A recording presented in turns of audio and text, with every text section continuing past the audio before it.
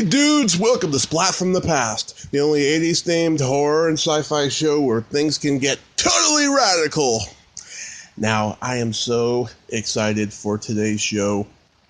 As you know, last week I interviewed Phyllis Katz, one of the early members of the Groundlings, and today I will be interviewing her brother, the legendary prolific TV writer, Allan Katz, in a rare interview, and I am so excited. As you all know, he played Bob in the 1989 cult classic Big Man on Campus, a movie which he wrote. He plays, a modern-day version of Quasimodo, the Hunchback of Notre Dame, but in this case, he was the Hunchback of UCLA. And I am just so freaking excited to have him on today. He wrote for shows like Rowan and Martin's Laugh-In, The Mary Tyler Moore Show, Roseanne, Cher, MASH, all these great shows, and he was also executive producer on a lot of those shows, especially on Roseanne. And he also wrote a horror movie called Metamorphosis. And I'm going to get into all of that with him today, and I can't wait. It's going to be so awesome. So yeah, here is my interview with Allan Katz.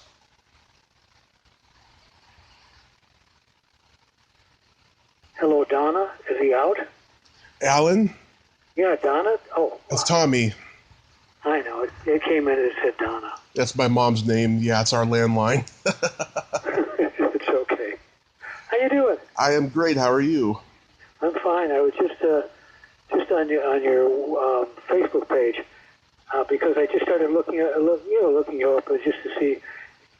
There are so many people that you know that I know. Mm-hmm. I haven't thought of in years. It's just amazing. Well, one of the great things about doing this podcast is I've reunited a lot of people. Yeah, I'm sure. Do they remember each other? Yeah, of course they do. The other thing is, if you see them on the street and you haven't seen them in 40 or 50 years, you walk right by them. I know. It's crazy. Well, this is such a little pin that this is who I used to be. Yeah, exactly. So well, how you doing? I am great. You're doing good? I'm fine. Well, this is such a great honor. I'm glad that your sister Phyllis could connect us. Well, she's like family. She's like family. Well, she said she had a great time with you, and so I said I'd be happy to do it. Oh, I appreciate that. I really do. So, going back in time, did you gravitate toward comedy early on in your childhood? Yeah, I think maybe Phyllis had told you that that our dad was in vaudeville. Mm-hmm. So we always had jokes and dialects, and we always had that rhythm. I just remember when we were kids and we were growing up, and we were some of the first ones in our neighborhood to have a television set. And when the Ed Sullivan Show would come out, our parents would talk to us and say, see, this guy's got stage presence over here. You see how comfortable he is? Or here's a song where a singer is coming out and he's doing a song that nobody's heard of before. Mm-hmm. A good idea. Start out with something familiar. It was all that show business stuff. So, and they knew some show business people, not some huge names, but a lot of Chicago names, people that they had grown up with, they were friendly with. So it was always a part of our history.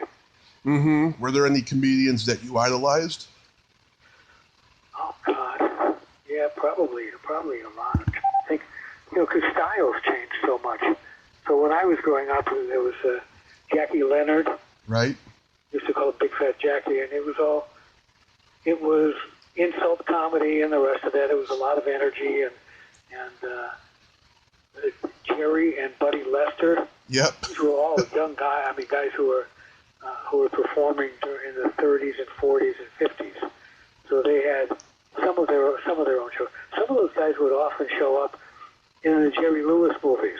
Right. Because they were people that Jerry knew from years before, and he would always give them a shot. So you'd see Buddy Lester in one of the Ocean's 11 movie and that kind of stuff. Those guys. Yeah, well, Buddy Lester was briefly Dean Martin's partner before he was with Jerry, ironically enough. See, I didn't know that. Yeah, very few people know about that or write about that, but Jerry Lewis had confirmed that in many interviews I heard him in. It's funny, I was at dinner with a friend of my wife's, and I had just met him, and he was around the same age that I was, and we started talking about the clothes we used to wear during the 70s that we thought were cool. Yeah. And as we were talking about it, I remembered I've got a picture of myself with Jerry Lewis from like 1965 or something like that on the internet. That was what made me think of it. So I brought up the picture, and he's looking at it, and he's laughing, and I'm laughing. I've got a shirt with a collar that's big enough to be a shawl. Yeah. You know, and we're just laughing at that stuff. And a waitress comes over, must be in her 20s, and yeah. And so I've got that picture there, and I said, "Do you recognize this guy?" And she says, and she points to me on the shot. She said, "Is that you?" And I said, "Yeah." And I said, "And do you know who the other guy is?" And she said, "No." I said, "It's Jerry Lewis." She said, "I don't know who that is." Oh my God! Yeah, that's the world we're living in now. Yeah, so you don't ask somebody like that if they have their SAG card yet. Yeah. Which used to be my question in almost every restaurant. Yeah. And waiters actually like that because it kind of honored the fact that they were actors, but in order to make the rent, they were waiting tables. Mm-hmm. Yep, absolutely. You don't find a lot of celebrities saying, I could only get out of this business and work at a restaurant. That'd be so cool. Yeah. You'll never hear that. Yeah. But yeah, Phyllis told me, she was writing her own comedy at an early age and performing and stuff, and that you were an influence on her. I didn't do much. I didn't do it the way that Phyllis did it. I didn't really get out there. I didn't join an improv group early on in my 20s and whatever. I don't know what that was. I don't know why. I think I guessed wrongly that you couldn't do it. I didn't know anybody who did it. When my sister did it, it was sort of like a revelation to me. I knew people who were funny, people who could write funny things and whatever, but I didn't know anybody who actually got a job doing that. Yeah. I didn't know how you would do it. So I got into early on, or actually late on, I got into advertising, which was for me the closest way to say, oh, well, I can write something funny, and there'll be some performing in it, and I can be around people in show business. Mm-hmm. And you're born and raised in Chicago, right? Yes. Mm-hmm. My grandfather was from there, and my dad is the fifth of six kids. He was the first one to be born in California. Right. Whereabouts in Chicago, did you know? No. Yeah. I just assumed it was just Chicago. Yeah, right, I know. When it's that far away. When I was in Chicago, I had an aunt who lived out here in Los Angeles. Mm-hmm. It was like a foreign country to me. I didn't know. All I knew is that the sun shined all the time. And Yeah. she'd say, it's great because you can do anything you want when you're there. But she lived in a condo and never left. Wow. She could do anything she wanted to. That's pretty much what everyone's doing now. Yeah, right. So I was reading that you were originally writing as an advertising copywriter. How did that begin? Well, I was out of work for a long time. I was a college dropout, and I joined the National Guard because I didn't want to be drafted. This was right around Vietnam time, and I figured I'd rather do this than get shot at. So while I was in the National Guard, there was a guy in my unit, a guy named Ethan Refson, who I'm still friendly with, who was a copywriter, an executive at Leo Burnett Agency in Chicago. So we hung around, and we had a lot of laughs, and he said, what are you doing? I said, no, I'm not doing much of anything. I think I was working at the University of Chicago at the lab school, helping out a professor with doing some experimental sort of testing with pupillary dilation. Really, Right. It's really a foundation for a career. And so that's what I was doing. And Ethan said to me, "God, you're really funny. Have you ever thought of becoming a copywriter?" I hadn't thought of it because I didn't know how one even did that. Yeah. I don't know how you got in there. I just knew that there were commercials that had been written and somebody did it, but I didn't know. I wasn't sophisticated enough to know. And so he said, you should think about doing that. If you want to put together some samples, here's what I suggest you do. Cut out some pictures, come up with some headlines, write a little bit of copy, look around, see what you like, and put it together and see if you can get an ad agency to take a look at it. So I did. And I used, in those days they had something called letter set and press type lettering, where it would come on wax paper and you'd pick fonts and you'd scrape it off onto paper. It was just a grueling process. But that was before you could order type, before you had any desktop publishing. Oh shit, it was before they had computers. Right. Personal computers, anyway. So he suggested that I do it, and I did. And then he said, I said, well, now what do I do with it? He said, I can give you, he said, you can't get into William Morris. He said, I can give you the names of some ad agencies and some people that I know, and maybe they'll take a look at it. So that's what happened. I did, and I put a bunch of things together. I got into some agencies that just really passed on me. One of them, the guy at one of them said that I wasn't talented enough to even get a job writing copy in a catalog. Oh. I think the comeuppance was less than a year later. He sat on a panel that gave me at least a half dozen advertising awards. He didn't know who I was. I didn't remember. But I fast forward it a little bit. So I got into, I had a number of meetings, and one of them was at an agency called Hervis, Binzer and Churchill.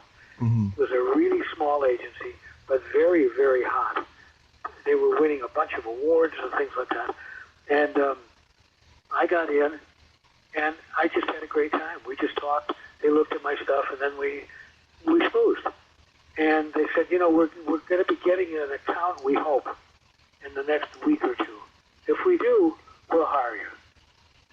And I said, great. And then I got a call a couple of days later that said, come on and go to work. Wow. And I had no experience being a copywriter or being even in those kinds of, even in that kind of environment. Yeah. Wow. And I hit the ground running. I mean, there were,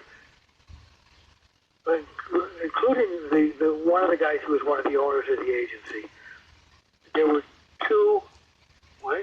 there was one other copywriter. So there were two copywriters, two art directors, and one of the guys who was the head of the agency, who was a fabulous art director, and the business guy. And that was the size of the agency. And then there were some secretarial stuff and people who placed media, but that was basically what it was. It was a small agency, but it was really cool. And they had fabulous stuff. And they were winning all kinds of awards because they had the reason I'm pitching them is because one of the guys from Hervis, Binzer and Churchill, Rowan Binzer, is still a good friend of mine. And we're working on a project right now after 50 some odd years working together. And so I got into the agency and I hit the ground running.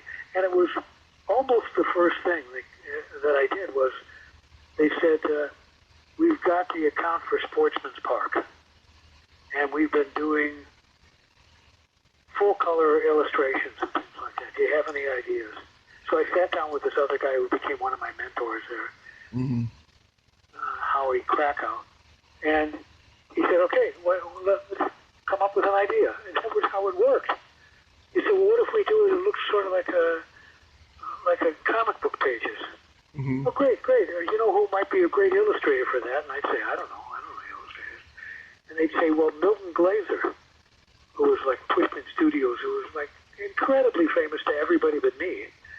And And they said, if we get something to him that he really liked, maybe he'll do it.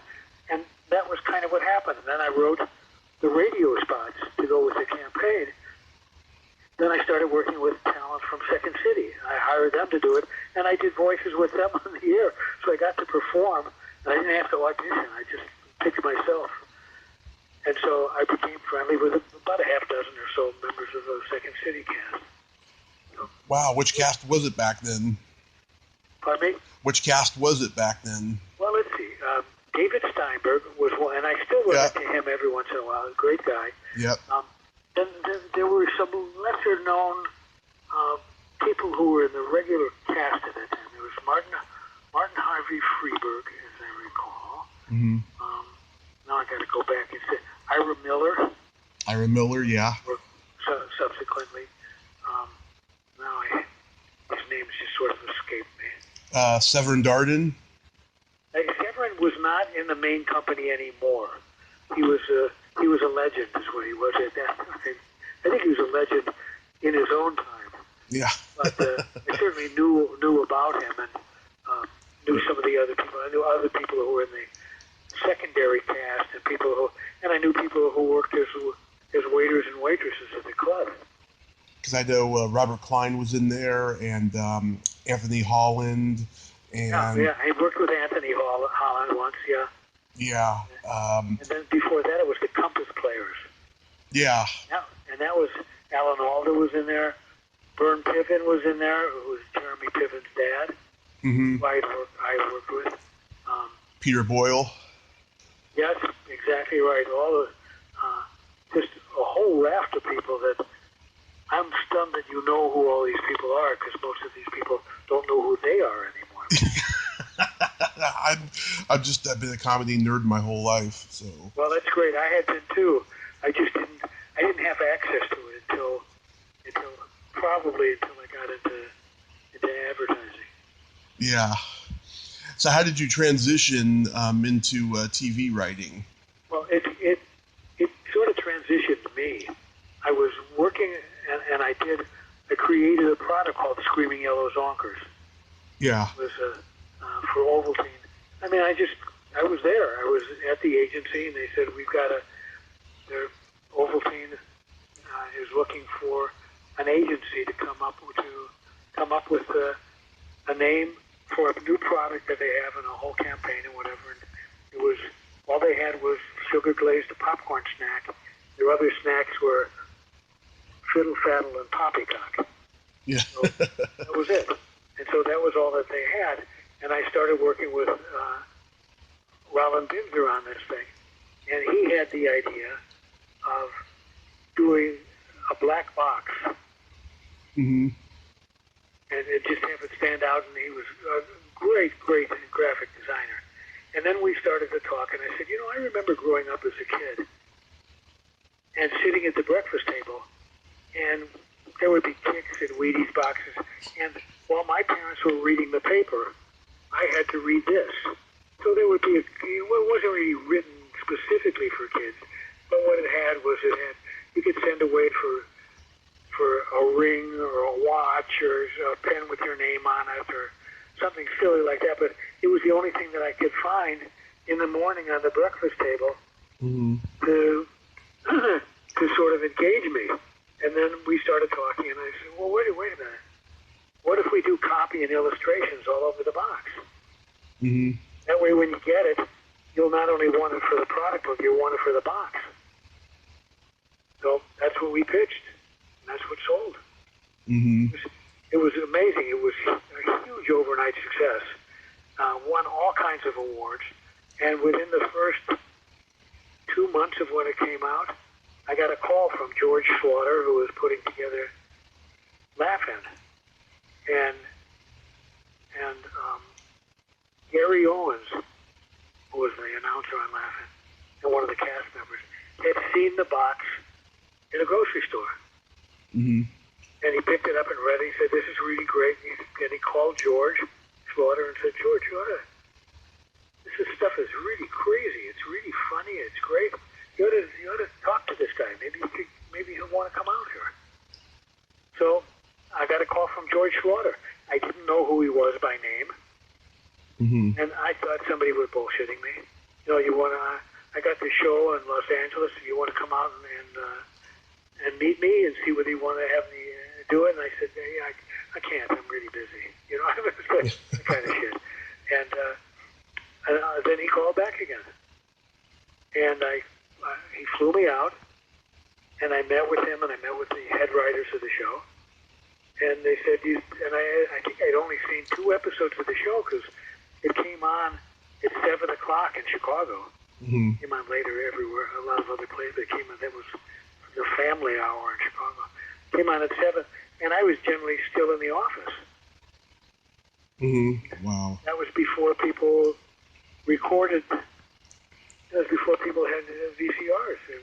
Mm-hmm. So there was no way of saying. I mean, that was what in those days they used to call that must-see TV. Yeah. Because if you weren't home when it was on, you didn't see it.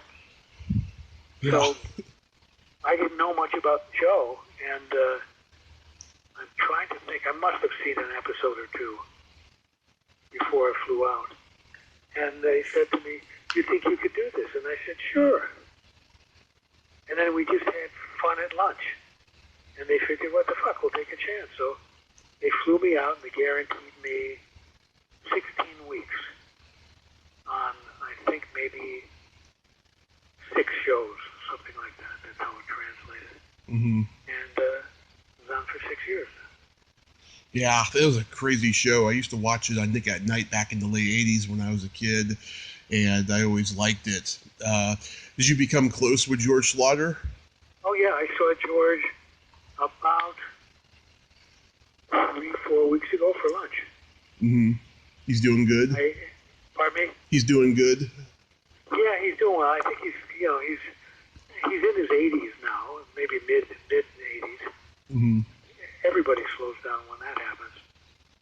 But he's got the same enthusiasm and the same energy. I just don't know if there's anything that he wants to do. I know that he's often asked if he wants to do a new incarnation of Laugh-In, but geez, that's a lot of work. And how do you assemble a cast like that again? Mm-hmm. Lorne Michaels was a writer on Laugh-In. Oh, yeah. I forgot about that. Who else was on the staff? Did anybody else become successful?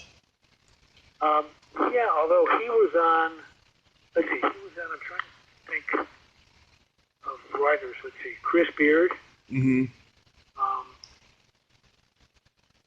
lot of times these people just... Was Carl Gottlieb there? Pardon me? Was Carl Gottlieb there? No, but I know Carl. It was such a small community that there were maybe like the most that I can recall 10.5-hour sitcoms and maybe fewer than that variety shows. Mm-hmm. And in those days, sitcoms were written by, you had a small staff, sometimes only 3-4 people staff, and then other people did assignments. So you'd run into people, you'd meet people. So I knew people from variety shows, from the Carol Burnett show and from Dean Martin and from the rest of that, because you would come into contact with them in a number of different ways, including when the shows played basketball against each other and stuff like that. But yeah, people always knew, you knew somebody who was a writer on Laugh-In who would say, "Oh, Pat McCormick is a friend of mine. We're going to have lunch. You want to join us?" And you say, "Yeah." And then he'd be there, and then Alan Burns would be there, the writer from Mary Tyler Moore show. Mary Tyler Moore, and Alan's still a good friend of mine. Well, I met him when I did Mary Tyler Moore. Then after that, I wrote and produced Rhoda, so we became friendly because he had developed Rhoda for, as a spin-off. Right. So all those kinds of things, and then through him, I meet writers that I hadn't worked with before that worked in other shows because that's how it happened. Mm-hmm. And then you started writing for Norman Lear on All in the Family and Sanford Son. Yeah, and Sanford Son came about. My writing partner on Laugh-In, it evolved through a couple of them because there was the first one was Larry Siegel, mm-hmm. who recently passed away, but Larry was a writer for Mad Magazine, and that was the week it was, and a number of other shows like that. And they paired us together, and I was the new kid on the block, and he was experienced, and that was always such funny that way because you would be teamed up with somebody, but you got paid as individuals. So he probably got 3 times as much money as I did, but we wrote together. It was sort of like a interesting equalizer. But it was also interesting because those were still the days before the internet. So you almost had no way of finding out what credentials and what credits your writing partner had unless he told you. Yeah. And so the good, the bad, and the ugly, you didn't know. And so Larry, I knew some of the stuff through Larry because, he wasn't boastful, but I knew that he had written on Mad Magazine, which was really great. And so I really liked that, and we talked about it. And it was only sometime afterwards that we just come up where we'd be working on something, and he said, "Oh, I did a story similar to that on I Dream of Jeannie." And I said, "Oh, I didn't know that you wrote on that." And I did a couple episodes of that, and we talked about something, and it'd be, "Oh, well, it's similar to what I did on Hogan's Heroes." But he would never start the conversation like that. Mm-hmm. So there wasn't, at least with the guys who had been around for a while, there wasn't that kind of boasting. You didn't start the conversation with, let me give you my list of credentials. So yeah, back then you could lie. Pardon me? Back then you could lie and get away with exactly it. Right. There was no way to.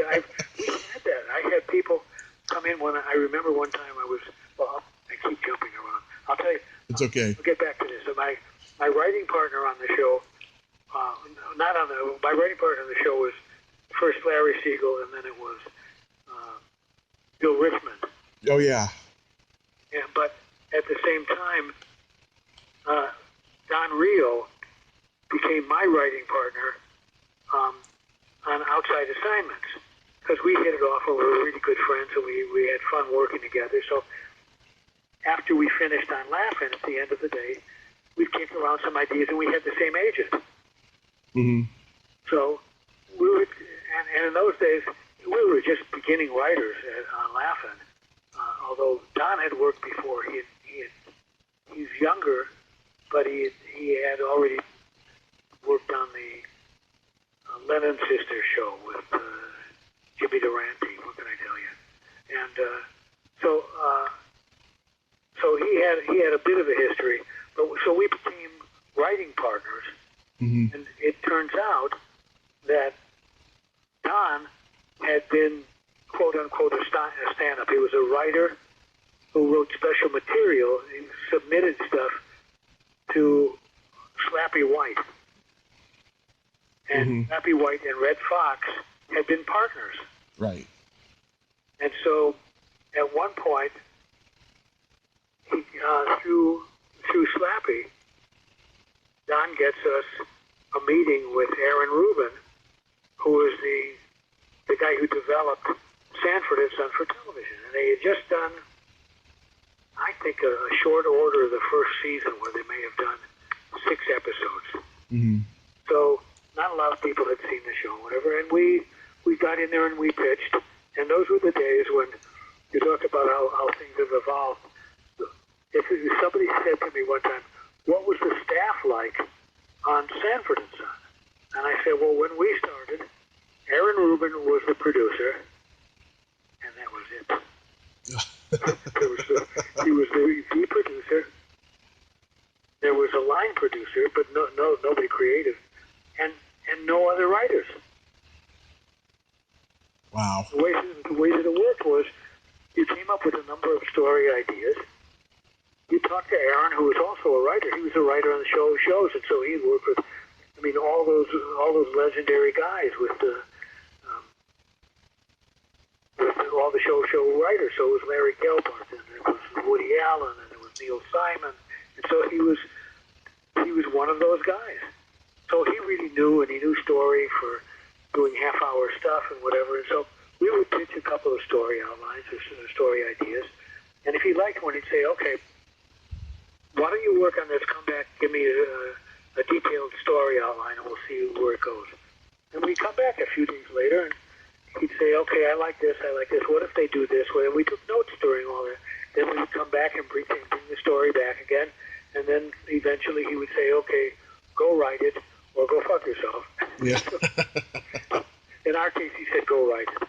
And that was, we did a half dozen of them in a row. Yeah. This is while we were on hiatus and while we started back again on Laughing. And through that, we got all of the family because it was the same parent company. Yeah, Aaron Rubin, he also did the Eddie Griffith Show. Exactly, right. Yeah. And you wrote for a Jackie Gleason special. I heard that guy was a force to be reckoned with. Oh, my God. Yeah, we our first meeting with him, we had already been hired. We'd been hired by Frank Pepiot and John Aylesworth, who were writers, producers, who had created Hee-Haw. A couple of Canadian guys. Really wild, really crazy, had made a whole bunch of money over the years doing that stuff. But they had done like things like the Perry Como show and what can I tell you?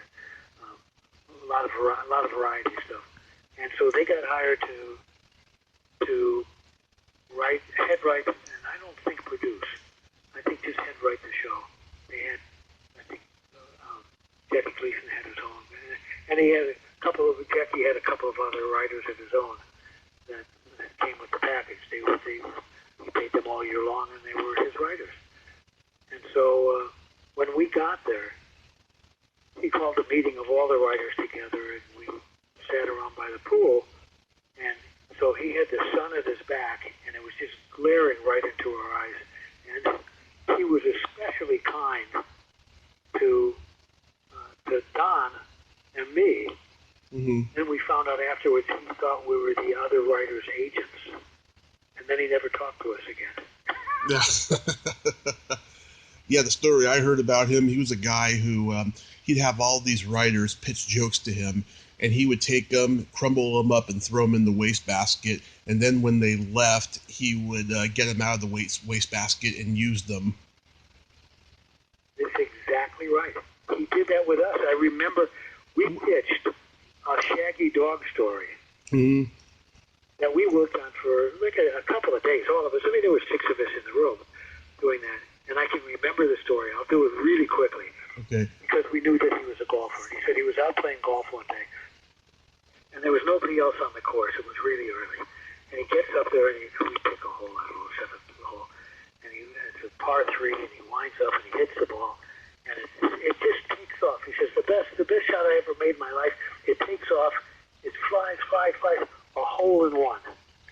And at the golf course, you can't get credit for a hole in one unless there's a witness. Yeah. So he's looking around. There's nobody else on the course. He can't see anybody. All of a sudden, he notices that in the bushes, but looking right in the direction of the hole, is an alligator. So he said, we captured the alligator, and I get the finest doctors in the world, and speech therapists or whatever. And he said, and we finally, after about 5 years, the alligator is trained and now can speak. and we bring him before the board at the golf club, and we said, Mr. Gleason 7 years ago was playing golf over here, and he hit the ball, and you were a witness. Can you corroborate that? And the alligator says, it was so long ago, I don't really remember. and he took that story. He said he hated it, and then it was one of his main Shaggy Dog stories that he told in Vegas. He just took it pretty much word for word. And his theory was, if I pay you, I owe everything. I own everything. Yeah. So that was it. He didn't like to give credit to anybody for anything. I know. That's disrespectful, I think. Yeah, well, egos. Yeah. A surprise. Yeah. Well, Jerry Lewis was kind of like that. Oh, yeah? Well, Bill Richmond, I can tell this now because Bill would never tell this story to anybody but a close friend. Mm-hmm. Bill was the drummer for Les Brown's band, and that was how he met Jerry. Mm-hmm. And great guy. Turned out to be, I mean, ended up being a great comedy writer. But Bill was drummer for Les Brown's band. And then when Dean and Jerry split up, Jerry continued to perform and have the Les Brown band play for him whenever he was doing his act. And Bill, who was the drummer for the band, would submit things to Jerry, funny things. It would be funny. And Jerry and he became very, very good friends. Mm-hmm. And at some point, he transitioned to become a writer for Jerry Lewis. He wrote The Bellboy and The Nutty Professor and a bunch of those movies. Mm-hmm. Well, what happened, the way that worked was, Bill would come up with the idea, he would write the script, and then Jerry would play with it a little bit and put his name on it first position. Mm-hmm. With every script that both of their names are on. And Bill said, I said to him, doesn't that fucking make you crazy? That you write it and he puts his name on it? And he said, if it hadn't been for Jerry, I'd be an out-of-work drummer. Oh. That's a good story. I like that. Yeah, and Bill had no ego when it came to that. When somebody had befriended him, then you can do no wrong. Wow, that's a good story. How was working on Rhoda? Was Valerie Harper a diva? Because I heard that she was a little bit.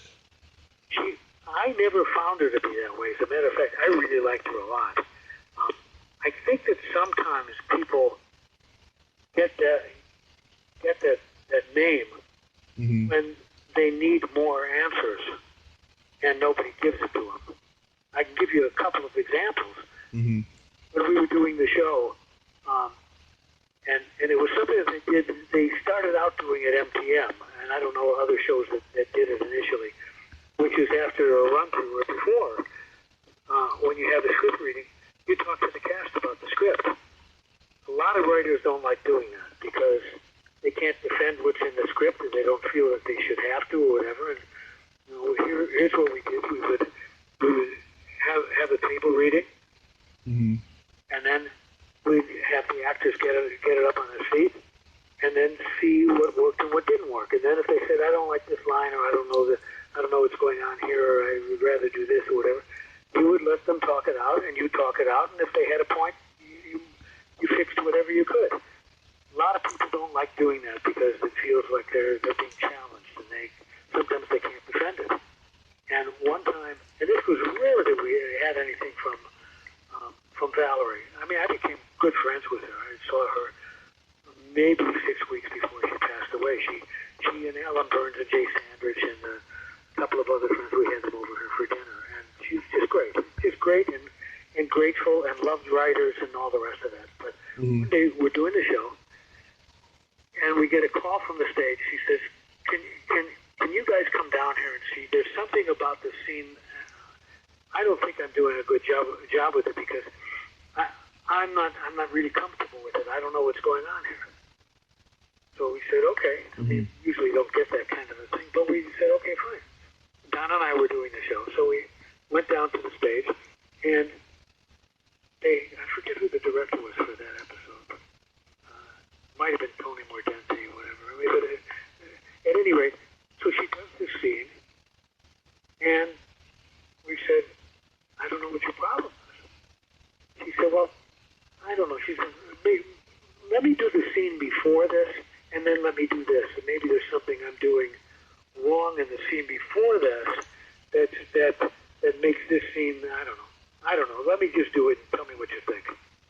So she did, and she was absolutely right, because what had happened was the scene before that was a very active scene. It was about something that had happened to her at the bank and whatever. We saw that with Brenda at the bank and whatever.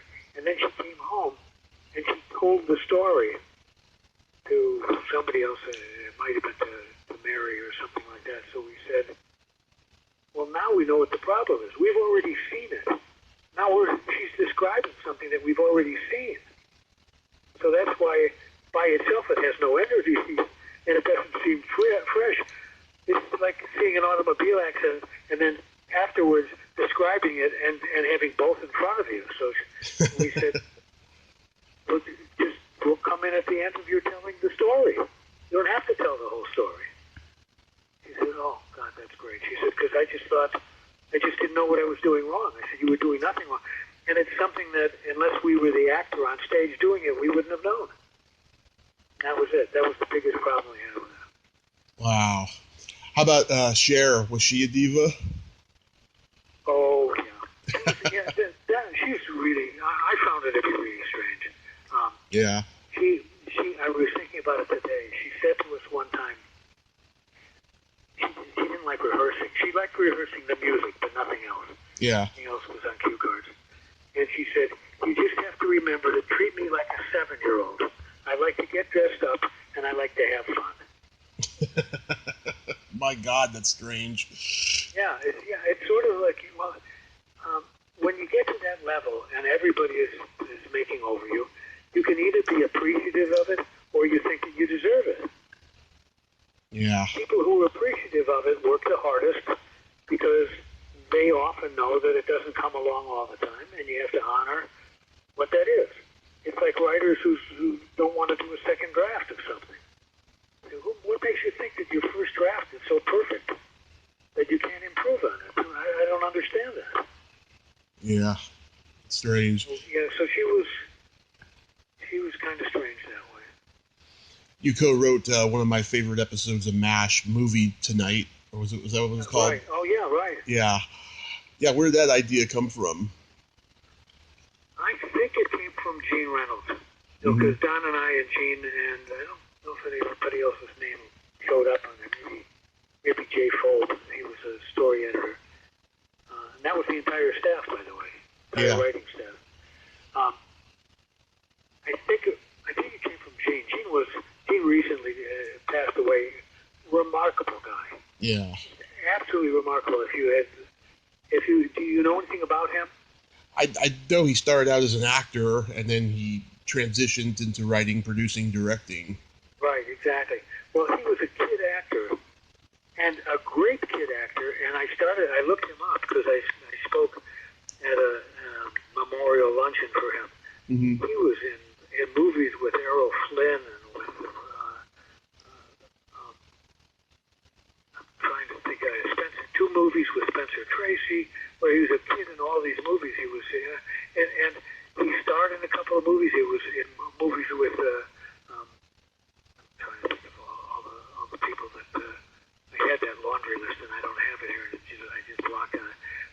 And that was, again, one of those instances of Gene never really posted about that stuff. He never said, oh, I did a movie. I was in a movie with Jimmy Stewart, or I did this, or I did that. Mm-hmm. And so you never didn't know anything about it, but boy, did he know story, and he knew acting, and he knew how to talk to actors, and he was just always grateful for having the job, and he ended up he was the president of the Directors Guild at one point, too. Yeah. You wrote an episode of, and you co-executive produced a season of Roseanne. How was she to work with? Well, that was another interesting. I got along great with her. Mm-hmm. Up to a point. Yeah. It was interesting. One of my best friends was Jeff Harris, who had taken over the show, and she didn't like Jeff. And Jeff was an old style producer who said, "Look, we write the shows, and you act in them."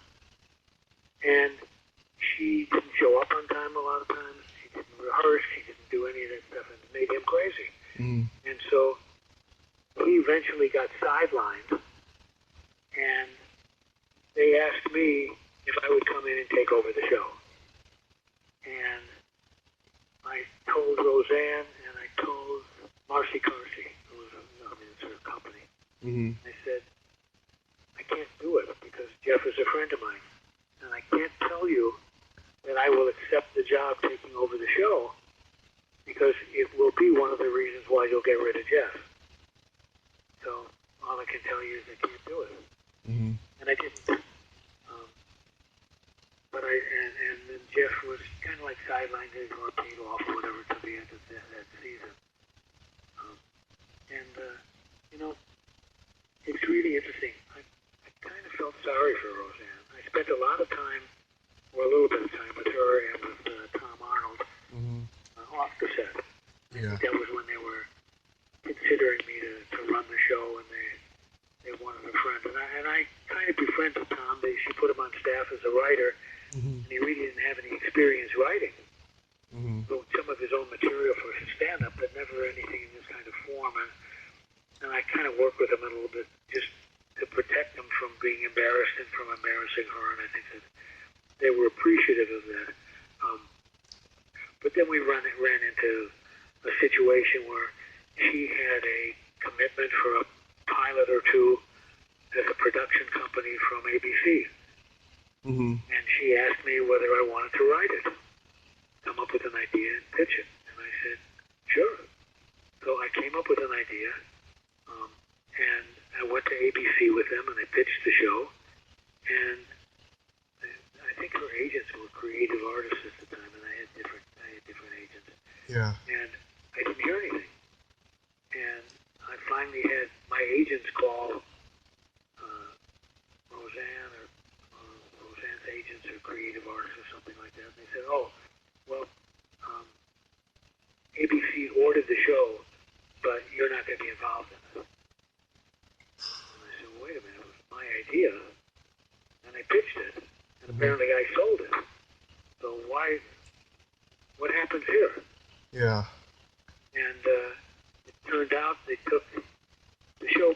It took a turn, but it was originally about a husband and wife comedy writers for a show that was like Roseanne. And Tom Arnold was the star of the show, and he was a pain in the ass. Yeah. And so the idea was that Tom would be a central character, but the show wouldn't be on his shoulders, and he'd be able to, like Ted Knight, come in, score, and get out. And then if you want to do a bigger story, or if you could do it. And I explained it to Tom and to Roseanne. I said, I'm not sure you want to go into ABC and start off with the first show that you tried to sell stars your husband, who's never starred in the show before. And so that was what I had sold. But it was about a comedy writer and staff and all the rest of that. And what they did was, as soon as the show got sold, they decided, well, wait a minute, we can make Tom the star of that show and make him the star of this show too. And that's what they did. So they decided I didn't deserve anything, and they didn't give me anything. And that's terrible. and you just have to move on, because by the time you get through with lawyers and all the rest of that stuff, you end up losing, unless the show became a big hit. And it didn't. It lasted less than a season, I think. Two comedian friends of mine were writers on Roseanne at that time. Lois Bromfield and Betsy Salkin. Right, I know the names, but did they have a good time? Yeah. Lois told me she worked with Norm Macdonald on the show, and he was really weird. He was always pitching these weird jokes that were obviously the kind of jokes he would do in his stand-up act, and he was always falling asleep on the couch. Right. Nice. Yeah. Yeah. I know, it's really strange how they develop characters and develop stuff for themselves, and how they don't understand their own characters. The thing that Roseanne, she ended up doing after I left the show, she kept wanting to do this episode where they won the lottery, became millionaires. And I said, but then the audience is not going to relate to you anymore. What they liked about you is you were lower middle class, so that it'd be like if Archie Bunker made all that money. Yeah. Or if his wife died and he decided to marry a black woman, you'd say you can't violate all that stuff and then have the people who like it want to come back and watch it. But they ended up doing something like that, I believe. So I don't know. I mean, as I reflect back on my career, so much of it is you just get lucky. You get a job that maybe somebody else would be better at, or at least as good at, and you get paid for it, and you get your name up there in lights, or at least in the credits. And I hate to boast, I got a check a couple of days ago. It was a rerun.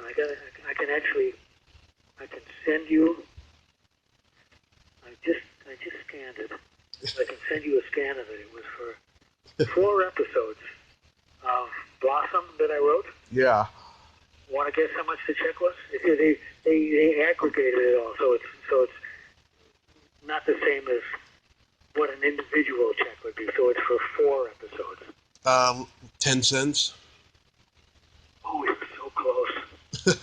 You can't divide 10 equally by 4, and if it was 2.5 cents a piece, it was 3 cents a piece. I got a check for 12 cents. Oh God. One time I got a check from Disney. Mm-hmm. And I waited a while. I wasn't going to put it in the bank. I just didn't want to bother with that. And I waited a while, and then I just decided for the fun of it what to do. And I called the Writers Guild, and I said I had just gotten a check from Disney, and I lost it. Could they send me a replacement? So they had to do that. Cost them another 43 cents to send a check for a nickel. Oh my God, But now I have both. I have the first voided check, and I have another check for a nickel, which I'm not going to cash. That's crazy. So what's the genesis of Big Man on Campus? Oh, yeah. I think this is when Don Rio and I separated. We just had an idea of doing different things ourselves, and I don't know where the idea came from other than The Hunchback of Notre Dame. Mm-hmm. Maybe I was thinking of titles and whatever, and I came up with the Hunchback of UCLA, and it just sounded like it would be funny. And I thought, okay, well, there's a love story in there, and there's an unusual character that will kind of be fun. And as I started to write it, I kind of acted it out a little bit myself, the way you would if you were writing a joke or doing something or other. And I had fun doing that, and I would perform it as I wrote it.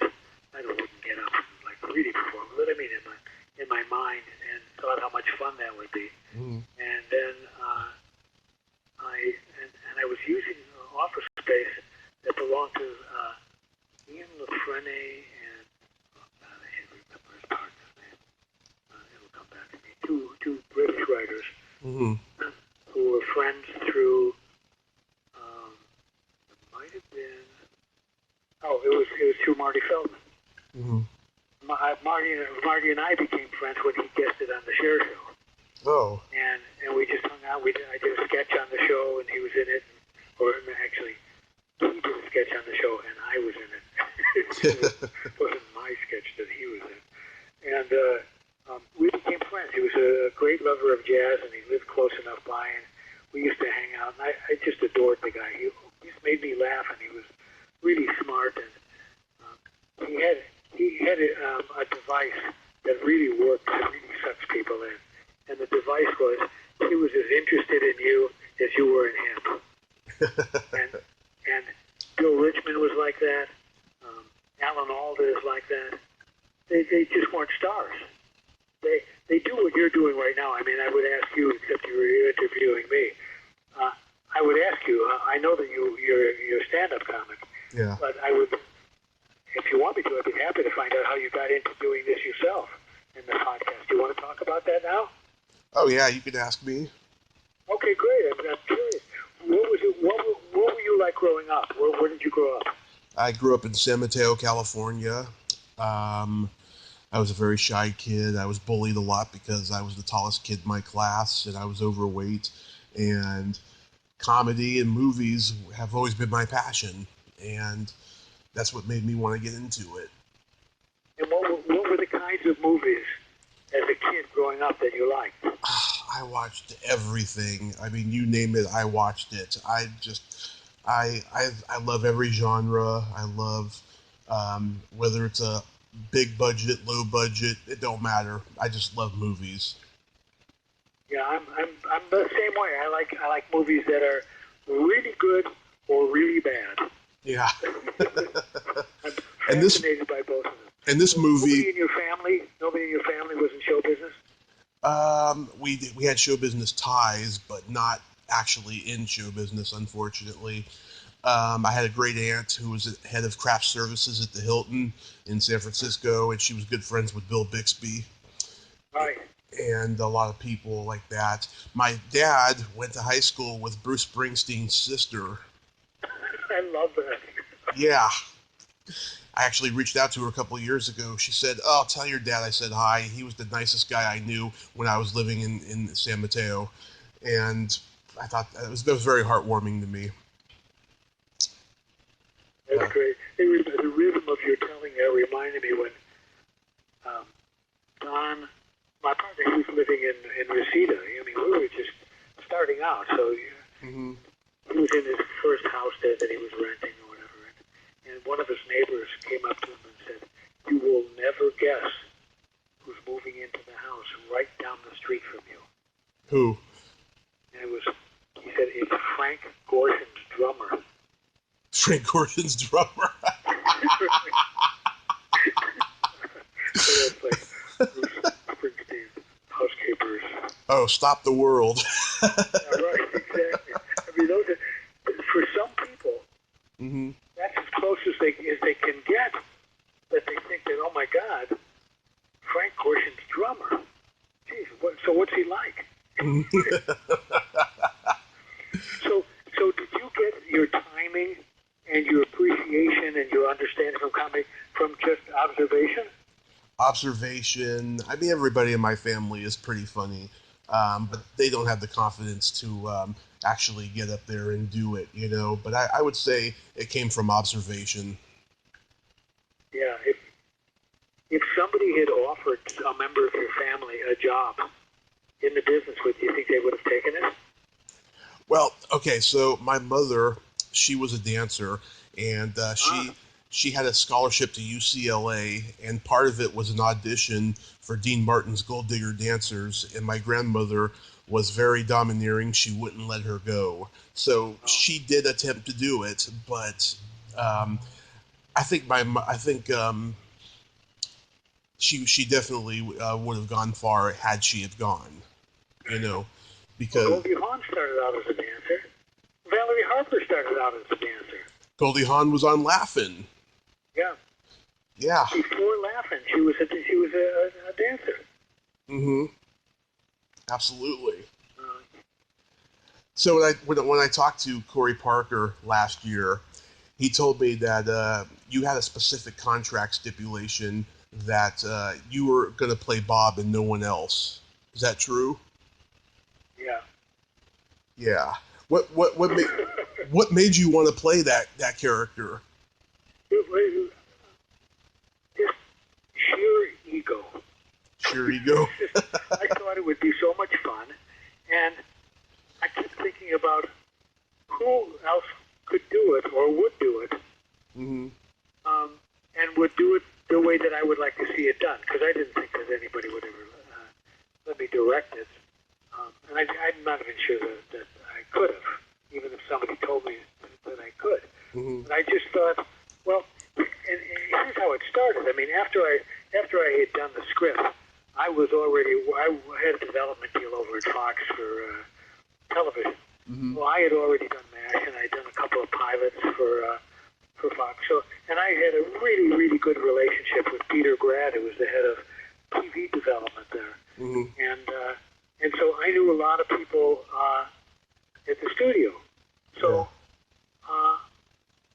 we thought of, I talked to Peter, and he said, well, maybe people in the movie division for Movies of the Week would do it low budget, and instead of being a multi-million-dollar movie, you won't need a big name director, Mm-hmm. and maybe you could do it.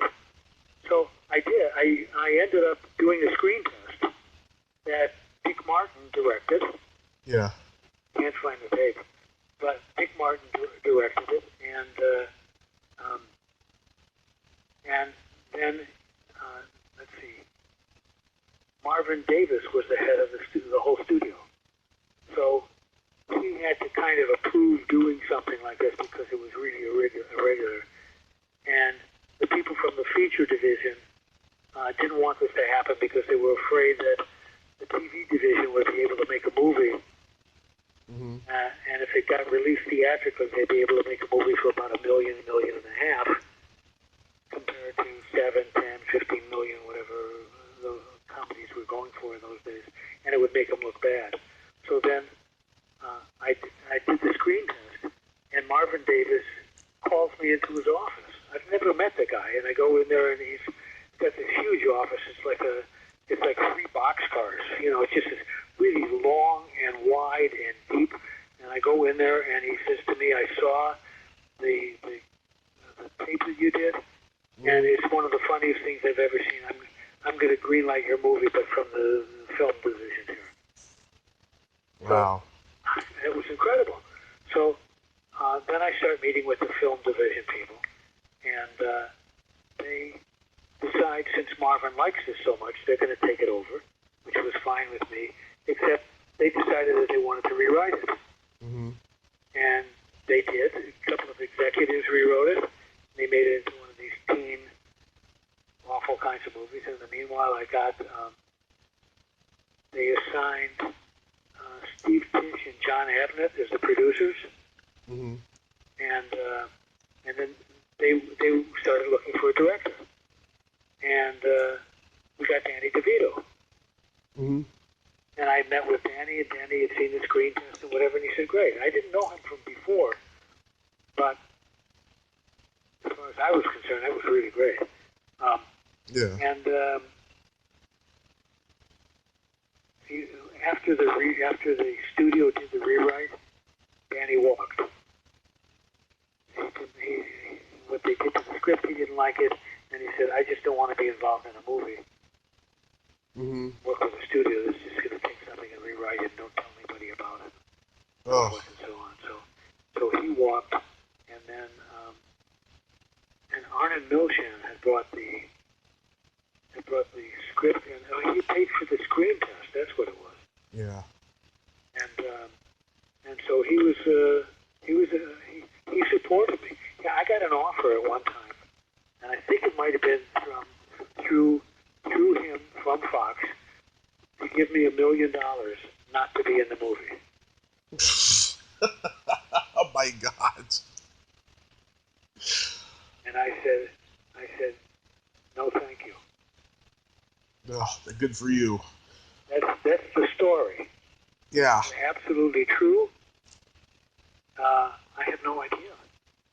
I mean, certainly somebody could have said, "Wait a minute," to Arnold, "Wait a minute. Yeah. He's got to start. What if we gave him $1 million? Then would he change his mind?" I mean, it could have been that. But the other thing was that Arnold said to me, "I think you should do it. I saw the screen test. You want to do it, you should do it. We'll find another director." And that was when Danny DeVito came in. And, I packed so much of that stuff away because it was like a runaway train. Yeah. Things kept changing, and you don't know what's going to happen and who's going to be in it, and like that. And I think, it was strange. It was really strange. I think the movie turned out better than I thought that it was going to be. Mm-hmm. During the process. I just couldn't tell. I didn't know what it was. Yeah. I was kind of thrown off, although I think my performance is close to what I wanted it to be.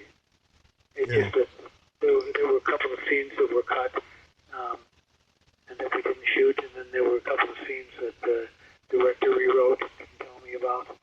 Mm-hmm. Those sort of things. I mean, that's how and why people do stuff like that. I just don't know. Yeah. I watched this movie like every other day on HBO when I was a kid in the 90s. And until the internet came, every time I saw you, I was just like, who is this guy? What else has he done? Why hasn't he been in anything else? Because he's brilliant. I mean, That's really sweet. I mean it. I mean, you bring a lot of depth and humanity to Bob, with all this craziness that he has, I mean, he's like a child, he's like a curious child, but he's also horny like a man too. Well, that's a perfect description, and that was what I was afraid wouldn't be there. I was afraid I don't know who. I mean, if you gave it to Jim Carrey, would he play those other colors, or would he play it? Just all silly and big and broad, whatever. I mean, he's really good at what he does, but rarely do you see him do something like that. I mean, would it have been Robin Williams? I don't know. No. A little bit. Phyllis know him better than I do. The, And I just don't know. I never knew if he could be really in touch with some honest emotion. But, you know, I recently saw him. I watched Awakenings again. It was on.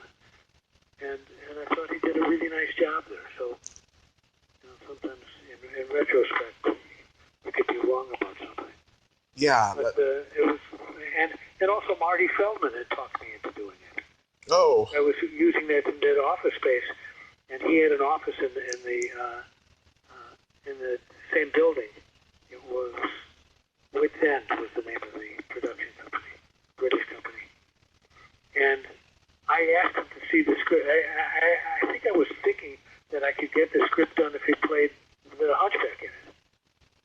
And so I brought it to him, and he read it, and he said, "You should do it." Wow. I said, "Well, I'm not sure. I think that maybe that was what the genesis of it was. I don't know whether I would have had the chutzpah to say, okay, I'm going to star in this, unless I felt that there was somebody kind of pushing me to do it." Mm-hmm. I think that was more like what had happened. That he had said, "You should do it," because I remember him saying to me, that's how he got into performing. He started out as a writer. Yeah. So, How was working with Corey Parker? It was fine. I really liked Corey a lot. He was just a really sweet guy. I think. I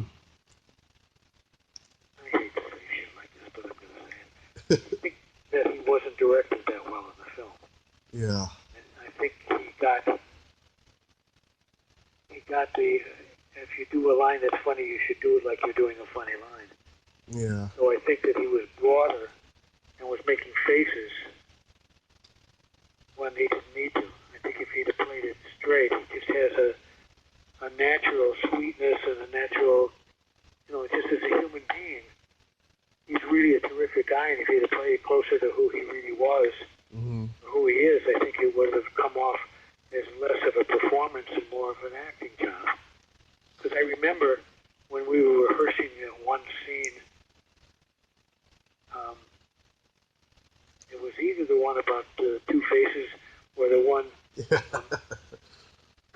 one where I was explaining things to him, you know, in that voice, where this is my side of the room and this is yours, whatever. Yeah. It was real, not it was language.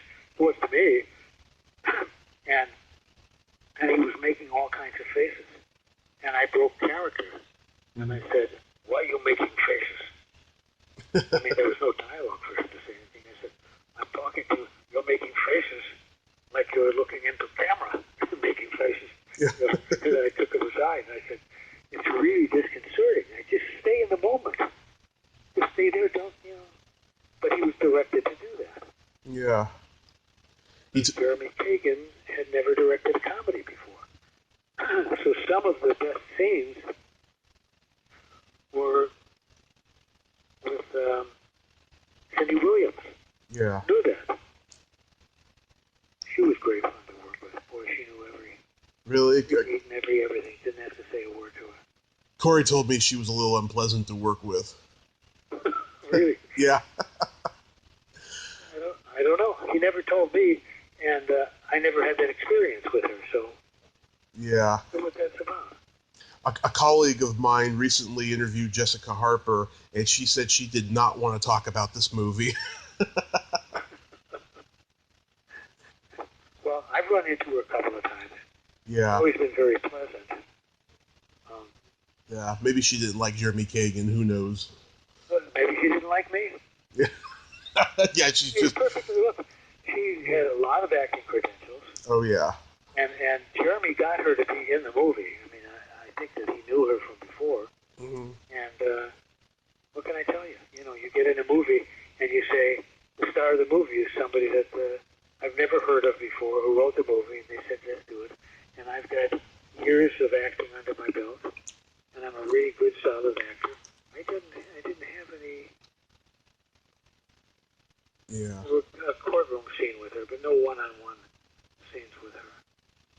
Yeah. What exactly is a Kamula? I have no idea. Yeah, I don't even have an approximation. It sounds funny to me. Yeah, that I always remember that scene in the cafeteria where you call him that. But for a long time, I always forgot how the word was pronounced, so I would make up my own word, which was Bembila, and I don't know where the Bembila is. It's the same thing as a Kamula, but it's a little more gentile. Yeah, exactly. I don't know. I mean, it's baby talk. I remember somebody saying to me when my daughter was quite young. I mean, beyond infant, but not really speaking language. Mm-hmm. That what they say, he said to me, he said, what they say makes sense to them. This doesn't make sense to you. And that's, they babble like they're actually saying something. And so I was probably saying schmuck. It's probably schmuck or something. Yeah. Yeah. Or putz or something. Something that was my interpretation of you being a jerk. But it was probably a little bit more spin on it. Yeah. I don't know. I just kept thinking while I was making the movie, what have you got to complain about? They're making your movie. They're letting you be in it. Yeah. Just do the best you can and be grateful for it. Mm-hmm. That was it. That's always been my philosophy. Well, after the movie came out, did it get a lot of negative press and reviews? Do you remember? It didn't. I mean, that was what was so strange. It came out, but it never got into the theaters. Really? Yeah, they ran trailers for it, and then I think, and I was not involved in any of the behind-the-scenes stuff, but I think this is when Menendez was part of the distribution company. Oh, for live entertainment, yeah. Yeah, right. That was when he got killed by his two sons. Right. And I think that everything went into sort of some form of receivership, and nothing could be done with it. And I think that, I don't know, my understanding that the film trusted really well, but I don't know. Maybe somebody could have said that to me just because they wanted to be nice to me. I don't know. But I think that when studios, especially in those days, thought about about distribution and all the rest of it, they weren't thinking, well, we can put it on cable and do this and do that. They didn't have all those other range of things, so they figured, well, if we don't spend $5 million on P&A, we can just sell it to cable. Let anybody who wants to run it on cable run on cable. And they did. I mean, it was on HBO and Showtime and Cinemax and all the rest. A lot of them, yeah, all the time I saw it.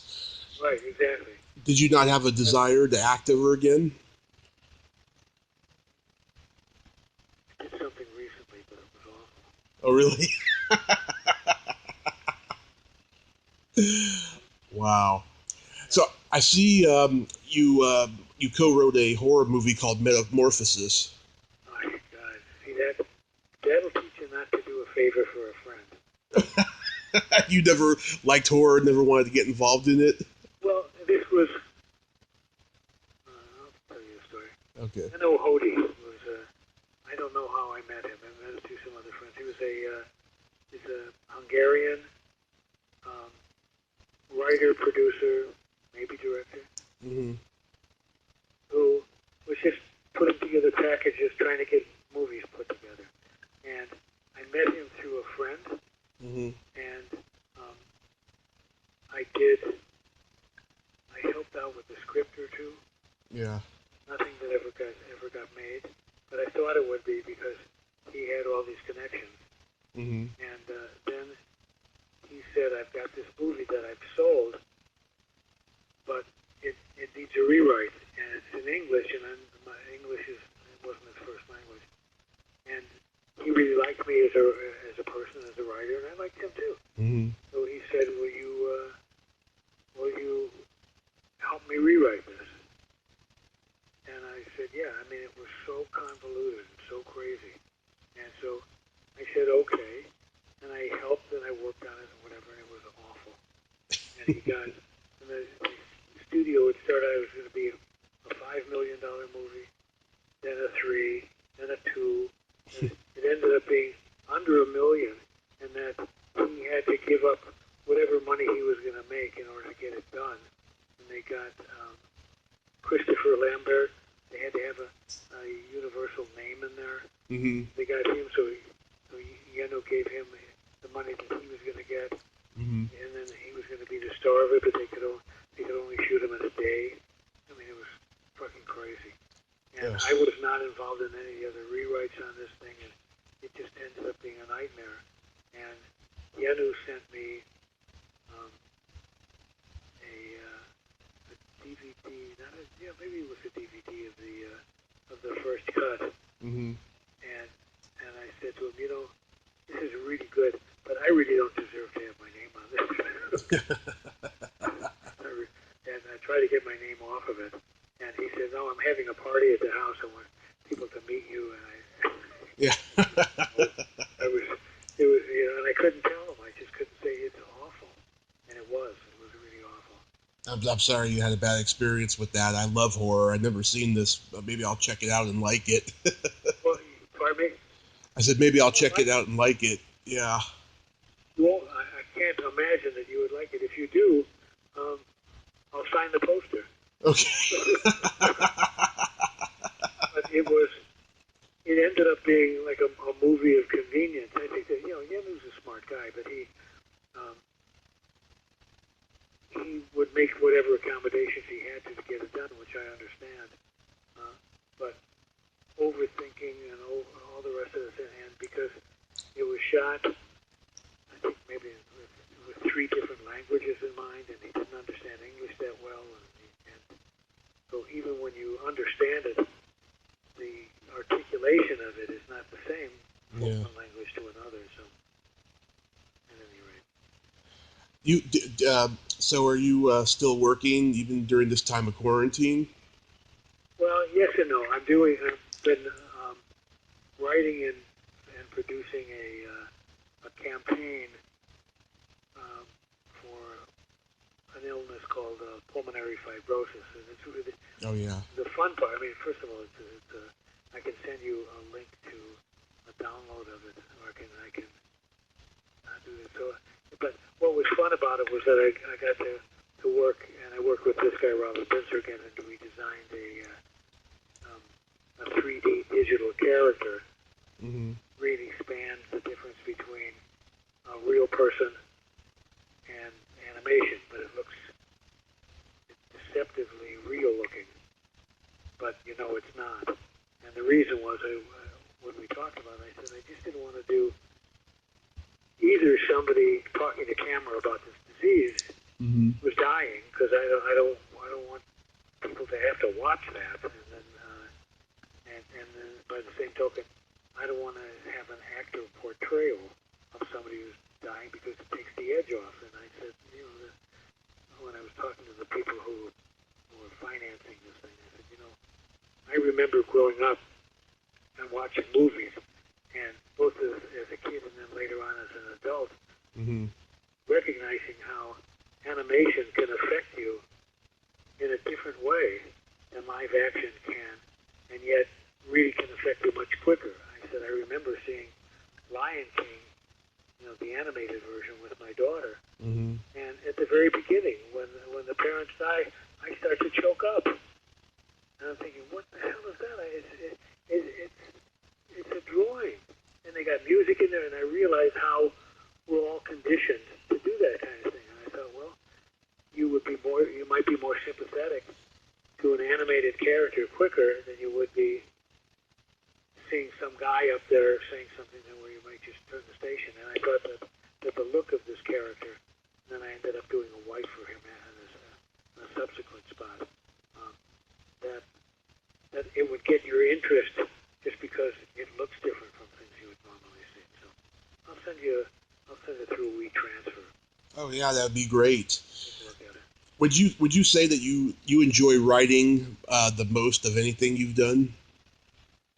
That's a great question. If I think that there's a good shot that it's going to get done, Mm-hmm. I think the hard part, and I didn't have much of this. As soon as when I'm writing, I'm laughing. much of what you write gets on the show. When you end up doing an assignment for a half-hour sitcom, it's going to get on. Whether it gets rewritten or not, or how much of it is yours, or what the actors do to it is sort of different. But at least you're writing knowing that something's going to happen with it. And I wrote The Hunchback on spec, because nobody said we want to do that. I've written some other things on spec, but there's a different feeling, especially, and I've made this distinction when I did a little teaching at UCLA Extension. Mm-hmm. When you're a different kind of artist, or a different kind of writer, if you're a novelist, when you're done, it's a novel. When you're a screenwriter, when you're done, it's not done until it's produced. Nobody says, God, I really like to sit down and read screenplays. They're not. They need to somehow or other be cast, or they have to be written in a different kind of way for people to fully appreciate it, because it's not meant to be the final product. Right. So that's what's sort of tough for me, because in recent years, having something produced has gotten harder and harder. Yeah. And so you say, do I want to sit down and write a spec script that nobody's even going to read? Yeah. And that's what makes it tough. And if I were in my 20s or early 30s or something like that, I'd think, well, what the fuck? Yeah. But I'm spoiled. Yeah, it's a weird business now. Everything's streaming now, and there's very little TV left. Right. Right. It's a shame, but I'm glad you're still out there plugging away. Stuff, some of it I just don't know what to do with it when I get done. I've written a couple of musicals that have been produced that took forever, and the technical stuff of just getting it there, getting it out there, and getting somebody to finance it, and all the rest of that stuff takes years. Yeah. You get lucky. The waiting's bullshit, I think, and hopefully it's going to come a time when there won't be any more waiting, I hope. Everything's already starting to progress in Hollywood. Yeah. Well, Allan, I thank you so much for coming on today. Thank you. It was great fun talking to you. Thanks. I'm so glad that Phyllis could connect us and make this happen and stuff. And let's connect on Facebook. You can send me that link, and I'll send you a link to this. And just stay in touch. Okay, and if there are people out there, because you and I know so many of the same people, if there's somebody out there that you're thinking of that I might be able to help you connect with, let me know. Oh, that would be great. Absolutely. Thank you so much. Sure. Glad to help if I can. Okay. Have a great day. Okay, you too. Thanks. Yeah. Bye-bye. Bye-bye. Well, there you have it. Allan Katz. Ain't he a cool dude? Wow. What a life. What a career he's had. He knows all. He's seen all. That is so awesome. Thank you, Phyllis, for connecting us. If you like this video, everyone, please subscribe to my YouTube channel. Add me as a friend on Facebook. Join my Tommy Kovac comedian page on Facebook. Follow me on Twitter and Instagram and all that fun stuff. Well, that's all the time we have this week on Splat from the Past. Until next time, this is Tommy Throwback Kovac saying, there's no shame in living in the past because the present sucks. Later, dudes. Ooga booga. Kamula.